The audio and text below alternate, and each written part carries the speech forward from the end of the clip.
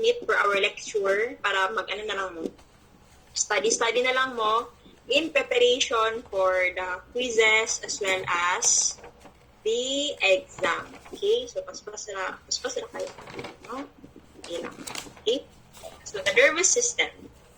So, from what you know, the nervous system is responsible for communication, for the communication of our body. So, the nervous system uses its millions of sensory receptors to monitor changes occurring both inside and outside the body. So, hindi lang sa skin natin may mga receptors class, but also sa loob, okay? Yung mga muscles natin, yung mga organs natin, okay? Meron yan silang mga receptors. Receptor, tig-receive. Tig-receive of stimuli. Okay? So, the nervous function, the nervous system also processes and interprets the sensory output and decides what should be at each moment. Okay? So, integration, ito na yung ini-interpret natin yung stimulus na natatanggap natin. And then, the response, okay? Because the nervous system also causes a response or effect by activating muscles or glands via motor output. Okay? So, nag-receive si nervous system og stimulus, siya po tig-interpret, siya din yung tig-cause sa response. Okay? So, yun sila. Okay, so there are two structural classification of the nervous system. Structural. Okay, so we have the central and then the peripheral nervous system. The central, yun yung brain and then the spinal cord. Whereas the peripheral nervous system, yun yung nerves outside the brain and the spinal cord. So pag functional naman, we have the sensory division or the afferent and then the motor or efferent. So afferent, afferent division, they carry information to the nervous system. Whereas the efferent naman, they carry impulses away from the central nervous system. So efferent is effect, okay? So they cause the effect, okay? They cause the effect. So si afferent, siya yung nag-carry ng information padulong sa atong brain. Si efferent, siya yung nagdadala ng impulse away from the central nervous system. So yun siya. Afferent, efferent. Sensory, motor. Okay? So si motor class, si motor division or si efferent natin are further subdivided into two. We have the somatic and then the autonomic. When we say somatic, ito yung voluntary. So therefore, ang nagko-control sa ating skeletal muscles are the somatic nervous system. Whereas yung sa natin, smooth muscles as well as the cardiac muscle, ang nagko-control yan is the autonomic nervous system. It is involuntary, autonomic. Kaya niyang mag-isa. So, ito rin siya. So, from the central nervous system, from the impulse na central nervous system is pupunta sila sa ating peripheral nervous system to our cranial and spinal nerves. Okay? So, balik ko. Dapat dililig ko ng sugot. Okay? So, from our sense organs, like the sensory receptors sa ating skin, from the eyes, from the nose, from the tongue, from the ears, from the organs, from the muscles, okay? They will carry impulses through the sensory neurons, okay? Padulong sa ating nerves and then to our central nervous system. Then sa central nervous system, mag-i-integrate or mag-i-interpret and then yung kanyang decision is idadala niya papunta sa nerves natin, balik sa peripheral nervous system, and then sa ating motor neurons or the efferents. Sila yung magbibigay ng effect. So the effect may be voluntary or involuntary. Ngayon, si autonomic class, it is further subdivided na pod into parasympathetic and then the sympathetic. Okay.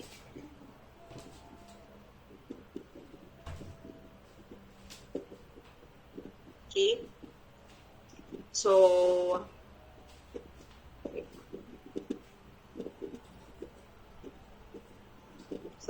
yan yung organization ng ating nervous system. Okay? So, nervous tissues.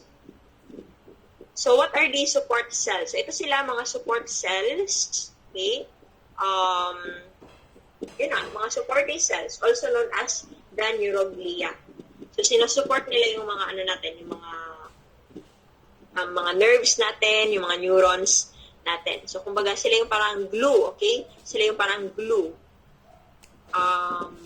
to our neurons and sa mga surrounding na tissues or etc. Okay? So, meron tayong apat na support cells for central nervous system. We have the astrocytes, the microglia, the ependymal cells, and then the oligodendrocytes. So, itong astrocytes class, astro, yung star, so they are star-shaped. So, ito sila, star-shaped, the astrocytes. So, they brace the neurons, okay? So, they brace the neurons. So, parang para silang spider, like something. Pero star-shaped sila, okay? So, they form barrier between the capillaries and the neurons, okay? So, para hindi directly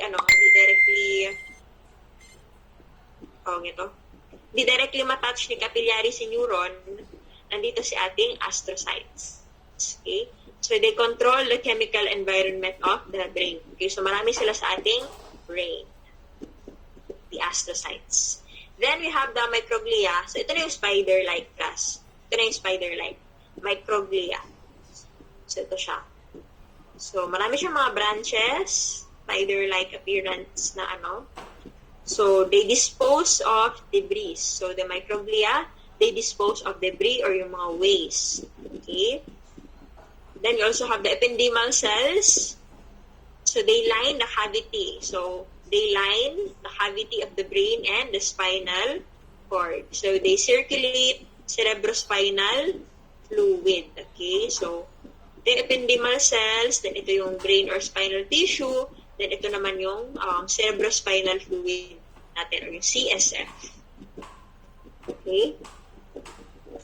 Then we also have the oligodendrocytes which produce myelin sheath. So ito yung oligodendrocyte which produce myelin sheath around the nerve fiber. So si oligodendrocyte siya yung nagpo-produce ng ating myelin sheath or yung cover, protective covering ng ating mga nerves. Okay? So, ito naman, si satellite, pati si Schwann, sa PNS to. Okay? Sa PNS to sila class, sa PNS. So, si satellite cells, they protect the neuron cell bodies. So, ito si cell body natin. Then, surrounding that is the satellites, are the satellite cells. Whereas, si Schwann cells naman, they form the myelin sheath in the peripheral nervous cell. So, ito yun. Schwann cells. Okay? So, sa fibers yan sila. Okay? Sa ating fibers. Then, si satellite cells sa ating cell body.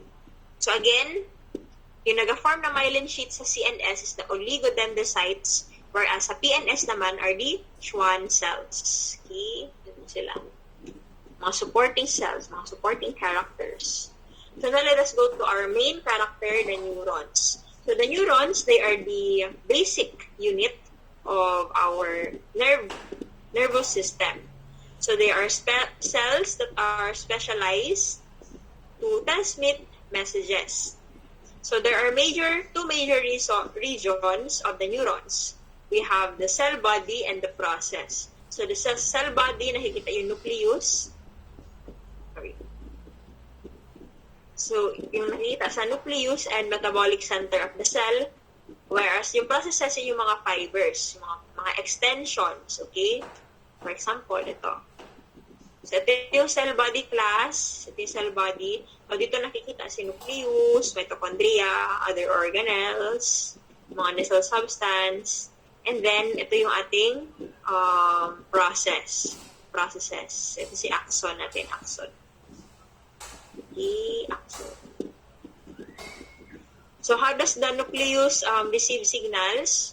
Through the dendrite. So, si dendrite, nagdadala ng signal papunta sa ating cell body. Then, si cell body, magdadala ng signal away, magdi-decide, and then magdadala ng signal away from the body to our axons. Ito si axon. So, same lang din, cell body has the nucleus and then the large nucleus. Okay? So, actually guys, si cell body natin, meron siyang mga organs, yung mga cell organelles, yung mga organelles na nakikita sa typical cells except for centrioles. Okay, centrioles, if you can remember, centrioles, sila yung tawag ito? Sila yung mga rod-like na mga tubules, okay? So, hindi sila nakikita sa neurons natin, class, kasi yung mga neurons natin, hindi sila nagdi-divide, okay? So, they are not capable of cell division. Again, the organelle that is not found in the neurons are the centrioles, okay? Centrioles. Why? Because our neurons are not capable of cell division. So, once na namatay si neurons, dead na yan siya forever. Okay, dead na siya forever. Okay. So, kaya pala ma'am is tumatanda. Kaya yes. Kaya pag tumatanda is sumihina na ang memory nila. Kasi di na regenerate yung ating mga neurons. Okay? So, ingatan si brain cells. Okay. So, another, a distinct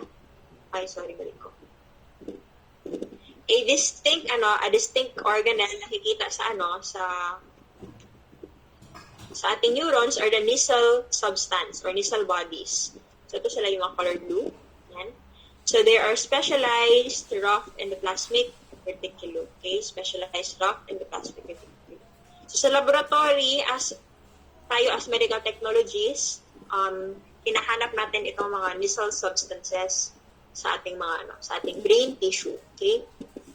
Mga nasal substances. So with the use of stains, okay? So sinistain natin yung brain, class, kinakat natin yung brain, then sinistain natin sila, nilalagyan natin mga dyes para makita yung mga nasal substances na yan, okay? Then we also have neurofibrils, which are this intermediate cytoskeleton which maintains the cell shape. Nandito ba? Hindi na siya maka-zoom in. Pero may mga may mga filaments, mga cytoskeleton. Okay.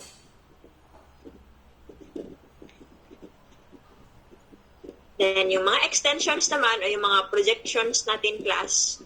So, ito yun siya. Si dendrites, okay, dendrites as well as the axon. So, there are two extensions. You have the dendrite and the axon. So, si dendrite siya nag-conduct ng impulses towards the cell body, whereas si axon is paalis sa ating cell body.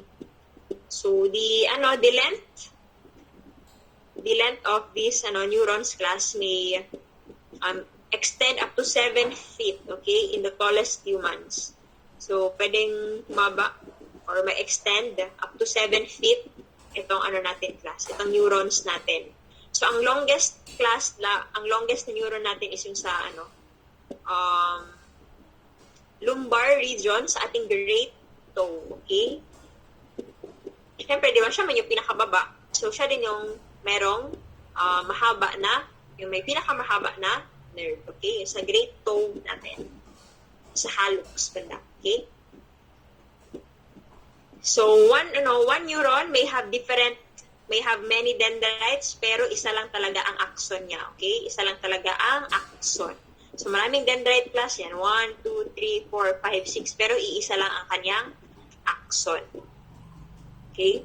So, the dendrite and then the axon are connected by this axon hillock. Ayan siya. Dendrite ng yellow is connected with the axon through this axon hillock. So, yan siya. Okay?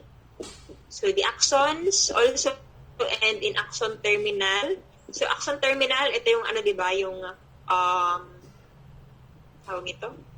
Yung nakikita sa neuromuscular joint or junction natin, ito yung nag-contain ng synaptic vesicles na may mga acetylcholine, di ba? Yan din sila. So, sa other organs, meron din meron pa different types of neurotransmitter aside sa acetylcholine. But for the skeletal muscle, mga acetylcholine lang yan siya. Okay.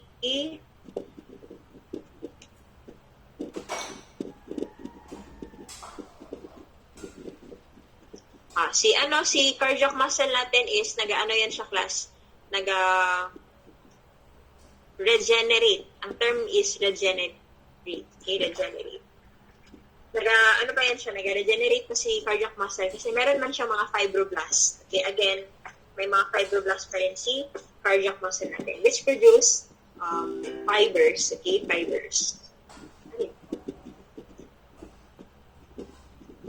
Okay, so yun sila.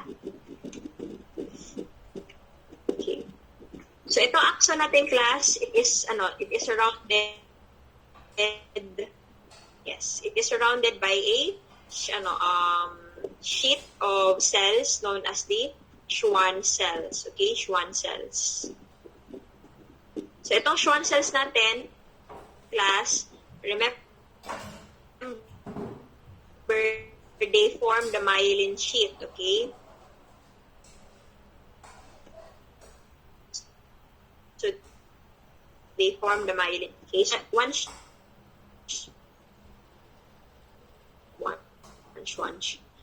shell by the node of Ranvier. So makita niyo.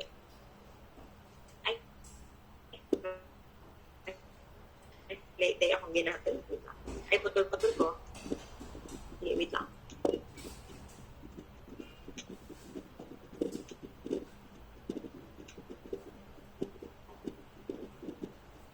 Hello, okay na?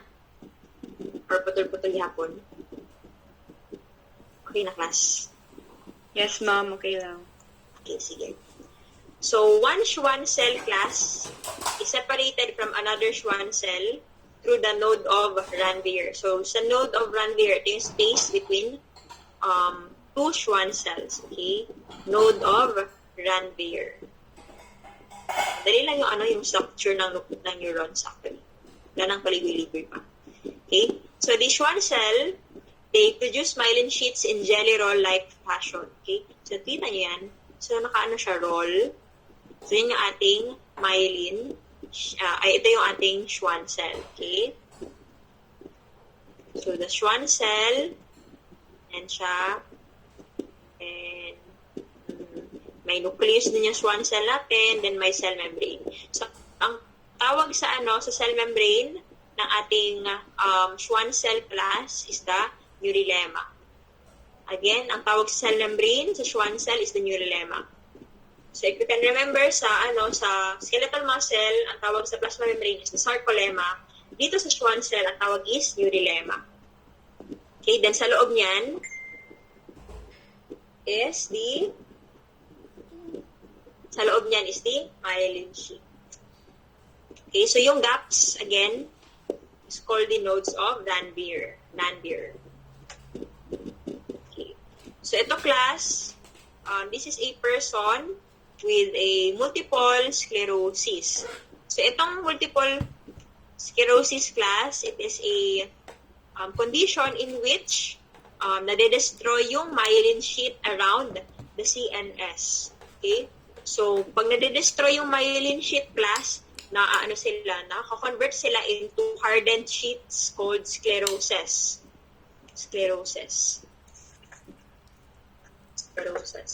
So, nag-sclerose or nagkakaroon ng sclerosis sa ating neurons. So, imbis na myelin sheath ang nag-cover sa neurons natin, mga sclerosis ang nag-cover sa ating myelin sheaths. Kasi si ano class, si myelin sheath class, ang kanilang purpose is to transmit electrical signals. Ngayon, pag wala si myelin sheath, hindi makaka-travel yung signals natin. So the nerve signals will not reach the intended target. So as a result, the individual will have a visual and speech disturbance. They do not have the ability to control their muscles and their balance. So, yun siya. Multiple sclerosis. Multiple siya kasi affected yung many organs. Okay? So, it is an autoimmune disease. Okay? So, autoimmune disease, ibig sabihin, again, yung own immune system ng ng body natin, yung own antibodies natin, is ina-attack niya yung own organs or yung mga cells natin. Autoimmune. Okay? So, sa central nervous system, most cell bodies are located sa gray matter. Okay, gray matter. The cell bodies as well as the unmyelinated fibers. Okay, the nuclei. Okay, then the ganglia is the collection of cell bodies outside the central nervous system. So yung tawag sa ganglia outside the central nervous system ay yung tawag sa cell bodies outside the central nervous system is the ganglia. Ganglia. Ito siya, ulit na ito. So, sensory neurons, natin, yung mga sensory receptors, yung mga cutaneous, yung nasa skin. Then, yung tawag sa sa mga muscles and tendons is yung mga proprioceptors. Then, yung motor neurons, then interneurons. So, itong interneurons class, they connect the sensory and motor neurons. Okay?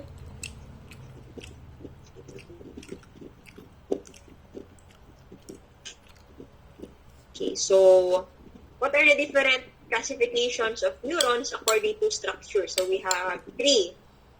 So, multipolar neurons, ibig sabihin, there are many extensions from the cell bodies. So, maraming dendrites, and then may axon. So, marami ang extension niya around the cell body.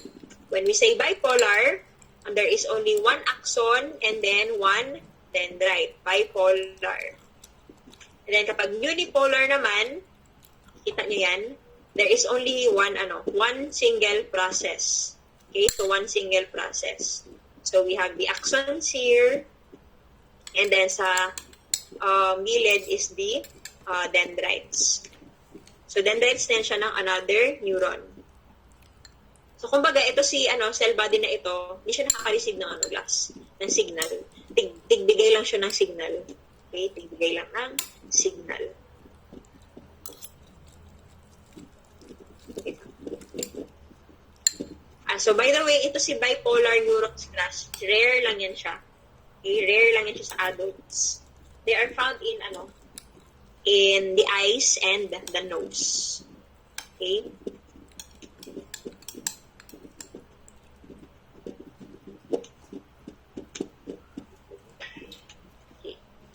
So, functional properties of neurons, same sila sa skeletal muscle. They can respond to stimuli. Then, they also conduct. Okay, so they can transmit an impulse. They respond to stimuli and then transmit an impulse. So the ability to transmit an impulse is known as conductivity.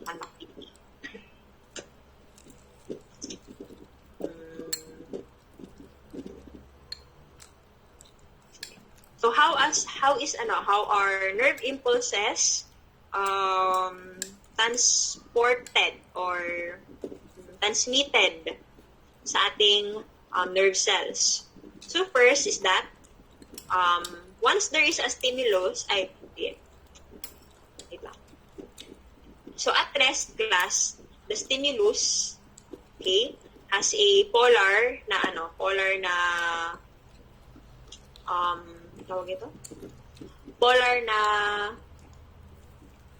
energy ba tawag dito? Basta polar ang kanyang tawag nito? Ions, okay, ions. So we have the positive and then the negative sa loob, okay? The positive and then the negative. So polarized ang ating membrane. ang membrane ng ating cells. Now, if merong stimulus class, if there is a stimulus, the stimulus will now depolarize the neuron's membrane. So when we say depolarize, si sodium natin, which is a positive ion, will be papasok siya sa loob ng ating cell, okay? So as a result, imbis na negative yung sa loob, is nagiging positive na yung loob natin, okay? Nagiging positive na yung nasa loob. So the exchange, okay, so nagiging positive yung loob, and then yung negative class is lumalabas, okay? So nababaliktad siya. So nade-depolarize yung ating neurons. So the exchange of ions initiate an action potential in the neuron. Okay? So once na nag-exchange yan siya, meron ng action potential. So, same sa mga cells, the action potential is magta-travel na siya throughout the cell. So ganun yun siya. Again, si stimulus, i-depolarize na yung cell natin. Ibig sabihin ng depolarize yung i-exchange na yung positive at negative ions sa ating cell. And once na nag-exchange na yan sila, magkakaroon na ng action potential. Okay? So once na may action potential na is magpapropagate yan siya or madidistribute na siya sa ating axon. Okay? So potassium ions rush out of the neurons after sodium ions rush in, which repolarize the membrane. So once na nag-spread out na si action potential sa ating axon, babalik na naman ulit si potassium ion sa loob, and then si sodium ions is lalabas na yan sila para bumalik sa dati yung polarity ng ating membrane. Okay? So bumabalik yan siya because of the sodium-potassium pumps, which are protein structures na labas ng sodium, then nagpapapasok ng potassium. So this pump, like any other pumps, require ATP. Okay, require ATP. So ito yan siya. Again, si impulse, mag-move yan siya towards the cell body, sa cell body natin, and then mas faster ang kanyang pag-move if merong myelin sheath. Okay, myelin sheath.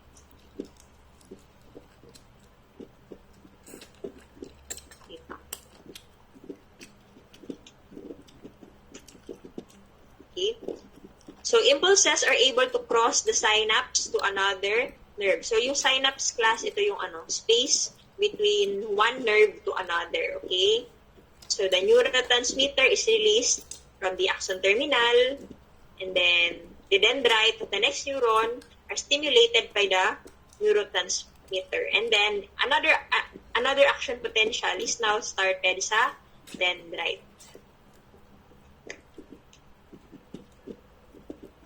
Okay, so, yan siya. Again, synapse, it is the space or gap between one nerve to another. Okay, one nerve to another. So, reflex arc. So, reflex, it is the rapid, predictable, and involuntary response to stimuli. So, di ba, for example, reflex. For example, may tatama sa atin, 'di ba, ang response natin is to protect ourselves. So yan, reflex din siya, okay? So si reflex, it is controlled by the reflex arc. Okay? So the reflex arc, it is the route from a sensory neuron to an interneuron to an effector. Okay? So yan siya.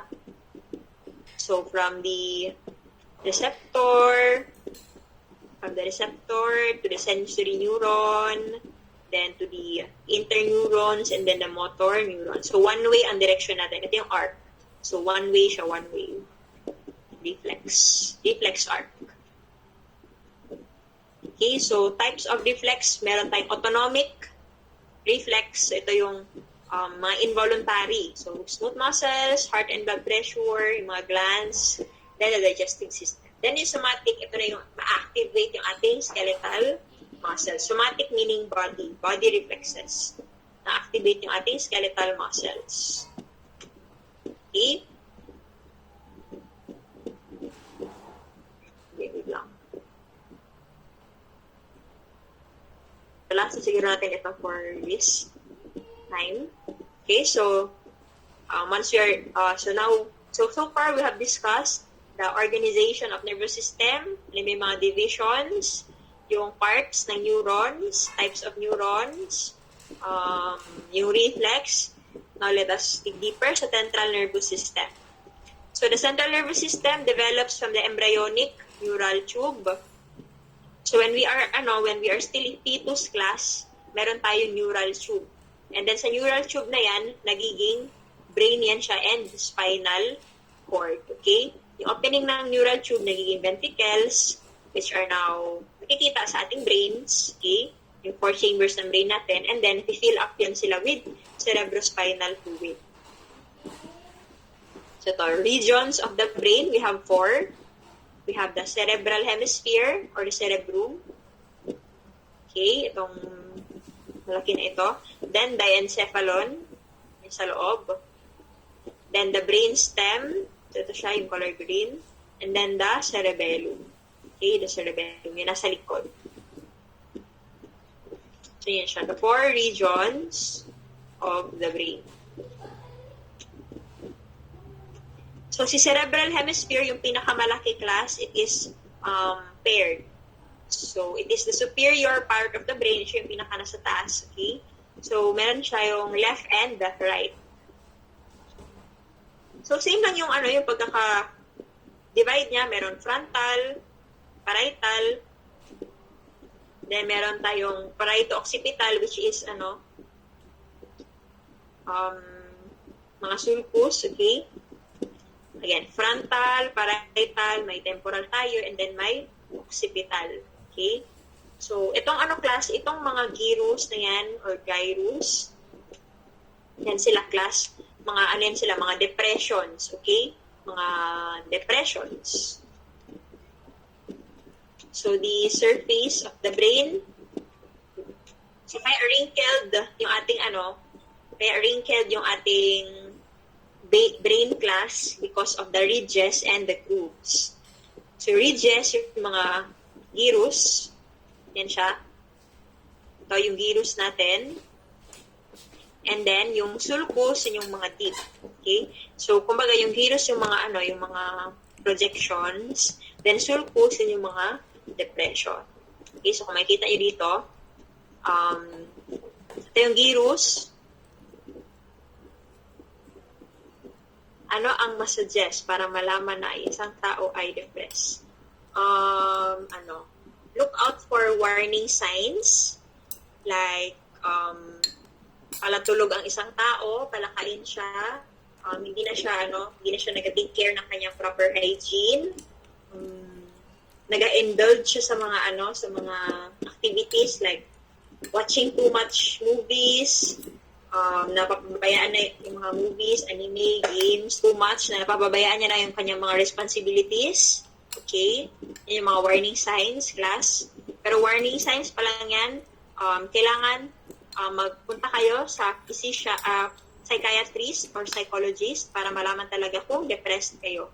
Okay? So, bibigyan kayo ng magkakandak ng tests para malaman kung depressed ang isang person. So, if you have warning signs like those signs, okay, I suggest na pa-check up kayo para mabigyan kayo ng immediate na intervention. Okay? So, very important yan, especially ngayon na cut off tayo sa mga natin, sa mga kakilala natin. Wala tayong masyadong kausap, although may mga kasama tayo sa bahay, pero of course, may mga responsibilities din tayo sa bahay, then of course, hindi nila maiintindihan tayo.